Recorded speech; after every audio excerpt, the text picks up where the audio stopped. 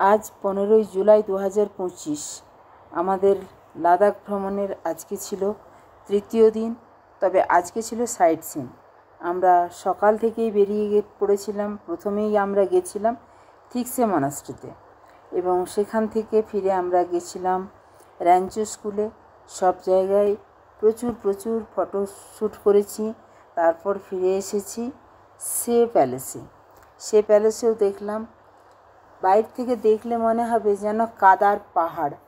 Actually বেলে পাথরের উপর, মানে পাথরের উপর যে ধাপ কেটে এই রকমভাবে প্যালেস তৈরি করা যায়, সেটা না দেখলে বিশ্বাস হবে না। আমার প্রতিটা পর্বেই প্রত্যেকটা ভিডিওতেই আলাদা আলাদা করে সেগুলো থাকবে। তবে এখন যেটা বলার উদ্দেশ্য, আমরা তারপরে গেলাম লে প্যালেস থেকে যখন বেরোবো তখন বেশ বৃষ্টি শুরু হলো। সবাই প্রায় ভিজে গেছি, কিন্তু আমাদের সবারই অদম্য ইচ্ছা যে আমরা ম্যাগনেটিক হিল এবং সঙ্গম দেখতে যাব, অর্থাৎ সিন্ধু নদী এবং জাস্কার যেখানে মিলেছে। সেই জন্য আমরা বেরিয়ে পড়েছি। বুঝতেই পারছো রাস্তাতে দেখে যে চারদিকে পাহাড়ে ঘেরা। আমরা মোটামুটি লে শহর ছাড়িয়ে আমাদেরকে যেতে হবে প্রায় 30 কিলোমিটার। তবে প্রকৃতিকে জয়ের এক দুরন্ত নেশা আমাদের সবাইকেই পেয়ে বসেছিল। আমরা দেখলাম ধীরে ধীরে ওয়েদারটা মোটামুটি ঠিকঠাক হয়েছে। তোমরা দেখতেই পাচ্ছ আমরা যেই দিকে যাচ্ছি, বিশেষত আমার ক্যামেরা যেদিকে তাক করা ছিল সেদিকে সূর্য, আকাশে সূর্য, মানে আমাদের যেদের কাছেই হয়তো সূর্যকে হার মানতে হয়েছে। যাই হোক, আকাশে সূর্যকে দেখা গেল। ব্যাস, আমাদের উৎসাহ আরও দ্বিগুণ কেন 10 গুণ হয়ে গেল। আমরা এবার চলেছি সোজা, প্রথমে ম্যাগনেটিক হিল দেখব, তারপরে সঙ্গমে যাব। রাস্তাতে পড়লো হল অফ ফেম। আমরা সেখানেও ঢুকেছি। ওখানেও 125 টাকা করে পার হেড টিকিট কাটতে হয়। টিকিট কেটে ঢুকলাম। হল অফ ফেমটা অ্যাকচুয়ালি ফেমাস সব কিছুতেই, অর্থাৎ লাদাখের সমস্ত ব্যাপারে এগিয়ে থাকা যে সমস্ত বিষয়গুলো, সেখানে সংস্কৃতি থেকে, শিল্পকলা থেকে, বা প্রকৃতিকে কিভাবে তারা রক্ষা করে চলেছেন, সেই সমস্ত ব্যাপারগুলো আমরা দেখলাম। দেখার পরে আমরা বেরিয়ে পড়েছি এখন ম্যাগনেটিক হিলের উদ্দেশ্যে। তো রাস্তাতে একদম যাকে বলে সোনাঝরা আলো। মানে একটু আগে যে প্রচুর বৃষ্টি হয়েছে, আমরা যে ভিজে গেছি সে কথা আমরা ভুলেই গেছিলাম। আমরা এই রাস্তা ধরে এগিয়ে চলেছি ঠিকই, কিন্তু প্রত্যেকটা বাঁকে বাঁকে তোমরা দেখতে পাবে যে বিপদের হাতছানি রয়েছে। কিন্তু ওই যে বললাম, প্রকৃতিকে জয় করার এক দুরন্ত নেশা আমাদেরকে পেয়ে বসেছিল। এবং তখন প্রায় 5টা বেজে গেছে, 5টা কি 5:30 পেরিয়ে গেছে। তো একটা সুবিধা, এখানে যেহেতু অনেক দেরিতে সন্ধে হয়, তো আমাদের কাছে ব্যাপারটা দেরিতে সন্ধে হয় মানে পুরোপুরি অন্ধকার হতে 8টা বাজে, ফলে আমাদের হাতে অনেকটা সময় থেকে গেছিল। আমরা বইতে পড়েছি লাদাখকে শীতল মরুভূমি বলা হয়। দেখো, তোমরা চারদিকটা দেখলেই বুঝতে পারবে। পাহাড়ে ঘেরা ঠিকই আছে, ঘরবাড়ি অল্প বিস্তর 2-1টা পড়ছে, 2-1টা দোকানপাট পড়ছে, বা এইখানে যেটা আমরা ক্রস করছি এইটাতে একটা গাড়ি সারানোর দোকান আছে। এছাড়া বিভিন্ন জায়গাতে সেনাদের ছাউনি দেখা গেছে। কিন্তু একটা আশ্চর্যের বিষয়, তোমরা দেখো, একটা গাছ দেখতে পাচ্ছ কোথাও? তো আমরা মরুভূমিতে যেরকম গাছ দেখতে পাই না, এখানেও সেই একই কথাই চলে। একটা কোথাও কোনো গাছ নেই। একে তো আমরা প্রায় 12,000 থেকে 13,000 ফুটের বেশি উচ্চতায় আছি। মানে আমি সমুদ্র সমতল থেকে এতটা উচ্চতার কথা বলতে চাইছি।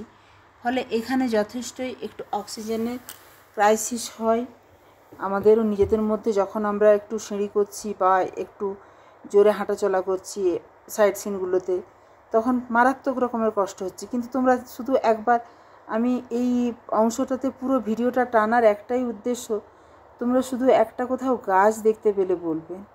মানে পুরো রাস্তাটা এরকমভাবে, মরুভূমিতে যেমন গাছ দেখা যায় না, হয়তো 2-1টা ঘাস বা ছোট ছোট লতা গুল্ম, দেখো এখানেও একদম একই রকম। শুধু এই শীতল মরুটাকে তুলে ধরার জন্যই লাদাখকে যে শীতল মরুভূমি বলা হয়, সত্যি কথাই তাই।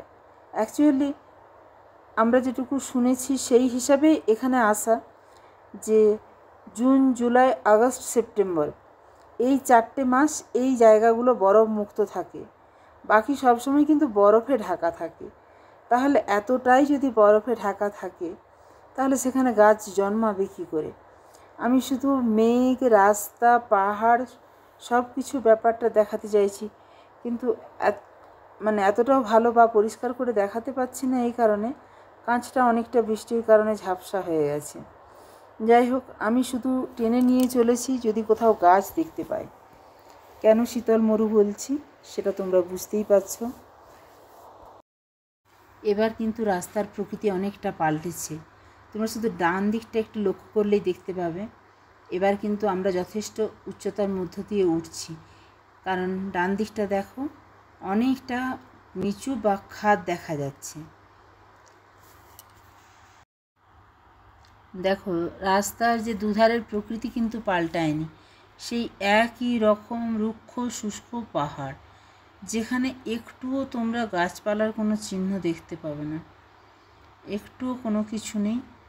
রাস্তায় ক্রমাগত বাঁক এবং খাড়া পাড়ের মধ্য দিয়ে চলেছে, যার যে কোনো একটা পাশ উঁচু পাহাড় তো উল্টো দিকটায় গভীর খাদ।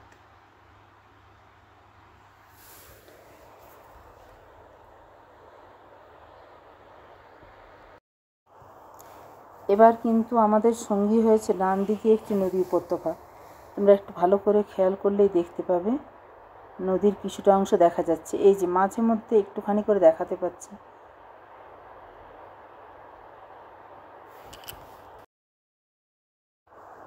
আমি এই ভিডিওটা লেংদি করার একটাই কারণ, আমি এখানে লাদাখের অনেকটা অংশই তুলে ধরতে চেয়েছি, যেখানে এই শীতল মরুভূমি কেন শীতল মরুভূমি বলা হয়।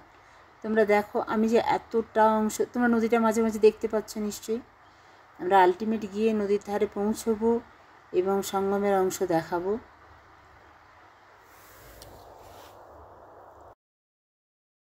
এবারে তোমাদের কাছে সেই অংশটাই নিয়ে আসতে চলেছি, যেটা তোমাদের কাছে যেরকম বহু প্রতীক্ষিত। কারণ এতক্ষণ ভিডিওটা তোমরা টেনে টেনে দেখছো শুধু একটাই কারণে, যে কোথায় ম্যাগনেটিক হিল, কোথায় সঙ্গম। এখানে যে গাড়িগুলো দাঁড়িয়ে আছে দূরে, ওখানে যারা গাড়িতে করে গেছে এবং এই ম্যাগনেটিক হিলের প্রভাবটা বা এখানে ম্যাগনেটিক যে ব্যাপারটা কাজ করে সেই ব্যাপারটা প্রত্যক্ষ করার জন্য অনেকেই ছবি তুলছে। আমাদের এই পোর্শনটা আমরা স্লোতে যাচ্ছি, তো আমাদের গাড়ির ড্রাইভার এর মধ্যে আমাদেরকে বলছেন যে দেখো এরপরে আমি স্টার্ট বন্ধ করব, এরপরে ডাউনওয়ার্ড যাচ্ছে, গাড়ি অটোমেটিক গড়িয়ে যাবে, কিন্তু তারপরেই আপওয়ার্ড শুরু হচ্ছে। এবং আমাদের গাড়ির ড্রাইভার দেখাচ্ছে, আমি একটু পরেই দেখাচ্ছি সেটা, যে আমি দেখো স্টিয়ারিং ছেড়ে দিয়েছি, গাড়িতে স্টার্ট নেই, তাও কেমন গাড়ি উপরের দিকে উঠতে থাকছে। সেই অংশটাই আমি এক্ষুনি দেখাবো। দেখো এক্ষুনি আমাদের ড্রাইভারকে দেখা যাবে, তা অনেক আগেই স্টার্ট বন্ধ করে দিয়েছিল। এই যে আমরা সেই বহু প্রতীক্ষিতক্ষণ সবাই চিৎকার চেঁচামেচি শুরু করেছি। যাই হোক, ম্যাগনেটিক হিলে পৌঁছালাম, এই অংশটা পর্যন্ত এখানেই শেষ করলাম। এরপরে আমরা আরও এগিয়ে যাব।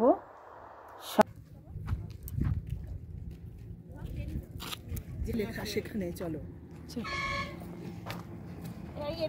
দেখবে আমাদের এই লোহাগুলো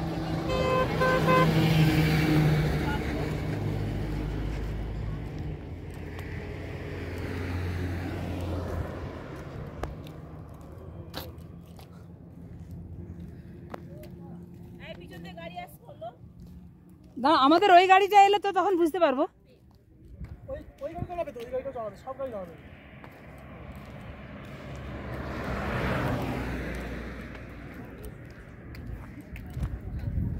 ওই লেখা আছে দিদি, আমার ফোনটা এখানে থাক না।